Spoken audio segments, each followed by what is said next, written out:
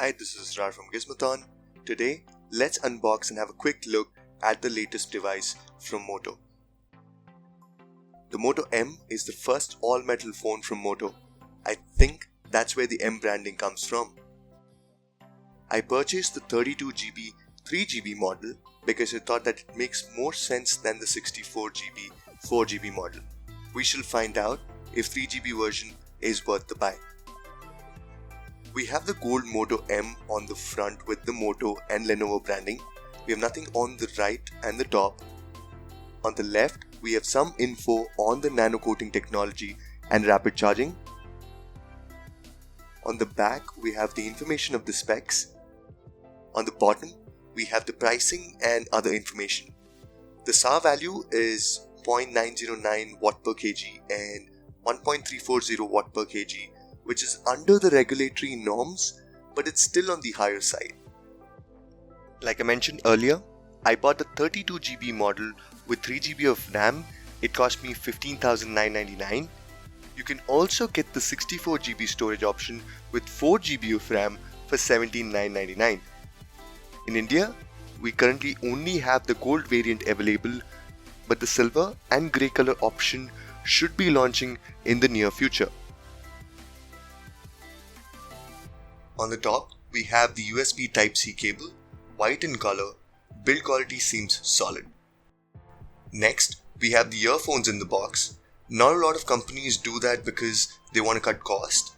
The earphones have an inline microphone and a button to receive and end calls. These are pretty basic, no in-ear style, kinda reminds me of the older Apple earphones. I will be testing these out and will let you know in the full review how the quality of the earphones is. I hope they're at least decent because they're marketing Dolby Atmos audio a lot and the experience would be horrible if they're not of good quality. The charger is 5.2 volt 2 amps. Moto has included the rapid charging feature. I will check how much time it takes for a full charge and a 50% charge and will mention it in the full review. We have the SIM ejector tool. Next in the box we have some documentation, actually a lot of documentation. The phone, the earphones and the charger have a 1-year warranty. Cables fall under 90-day bracket. I'm not sure if that makes it a 90-day warranty for the charging cable. I will try and find out and put it in the description box. We have a bunch of other documentation talking about safety, regulatory and legal information. We also have a startup guide, so if you're a first-time Android user, you can go over it to quickly get started.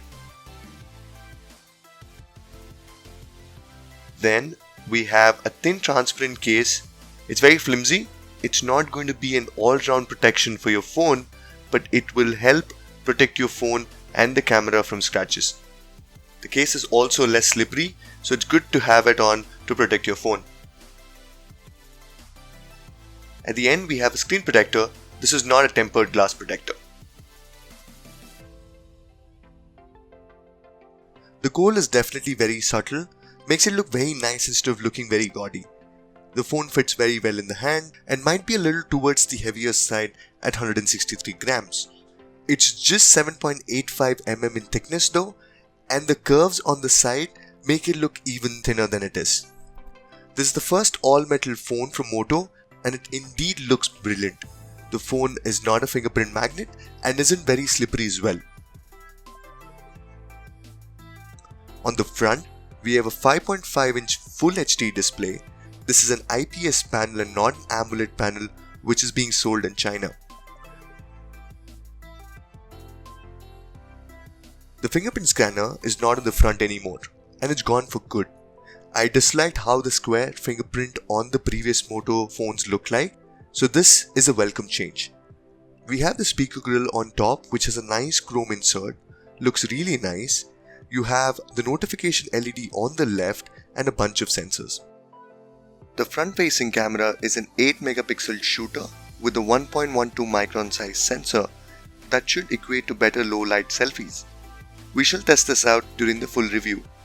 The bezel around the display is less and that adds to the aesthetics of the device as well. On the right, you have the volume rocker and the power button. On the top, we have a 3.5mm headphone jack and the secondary microphone. On the left, you have a SIM card tray which is a hybrid SIM slot so you can either put 2 SIM cards or 1 SIM and 1 micro SD card. On the bottom, we have the USB Type-C port, microphone grill and the speaker grill. There are these nice chamfer edges running throughout the device on the front and the back. On the back, we have the fingerprint scanner resting right where it's supposed to. People with small hands wouldn't have a problem reaching that either. Above the fingerprint scanner, we have a 16 megapixel camera and dual tone LED flash. And yes, there is a camera bump, but the cover that is in the box covers it up. Let me talk about the internal specifications of the phone. It has a MediaTek Helio P15 chipset, which is a true octa-core, Cortex A53 cores, which are clocked at 2.2 GHz. The GPU is Mali T860 MP2. This chipset is 10% faster than the Helio P10, which was very popular. SD card supports up to 128 GB. The device has a Corning Gorilla Glass, but Moto has not disclosed which variant of the Corning Gorilla Glass the phone has. The battery is 3050 mAh and supports rapid charge. The phone also has a water repellent coating so that you're safe from occasional spills, splashes or a little rain that can ruin your phone. You can set up the fingerprint scanner during the setup of the phone. The problem I was facing was the phone vibrates, but it takes a while for the screen to light up. When I was trying to unlock when the screen is on, it's instant. So to talk about the initial impression, it's pretty great. The device is smooth, the screen is very responsive, the transitions are very smooth as well. The device is running Android 6.0, but Moto has already announced that it will update to Android 7. And it shouldn't take long because the OS is stock and only few customizations. The display, like I mentioned earlier, is not AMOLED, but you have the option in the settings to keep the colors natural or vibrant.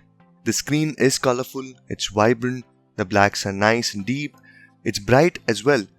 I don't think you will miss the AMOLED screen here. I wouldn't say it's a bad idea or a move from Moto here because the AMOLED screen after a while would have burn-in issues with the on-screen buttons. The average RAM usage is about 1.5 to 1.75 GB in the little time I spent with the device. The OS takes about 1 GB of RAM, which was kind of unexpected. Although 8 GB of storage is used by the OS, you still have 24 GB of storage and it's expandable to 128 GB. Browsing was a breeze on the device. If you do a lot of browsing, this device won't disappoint you. The camera app is simple and easy to use. You have filters, manual mode inbuilt. You don't have an auto HDR option though. Have a look at some of the sample photos. The maximum video resolution is 1080p, which might be a letdown for some of you.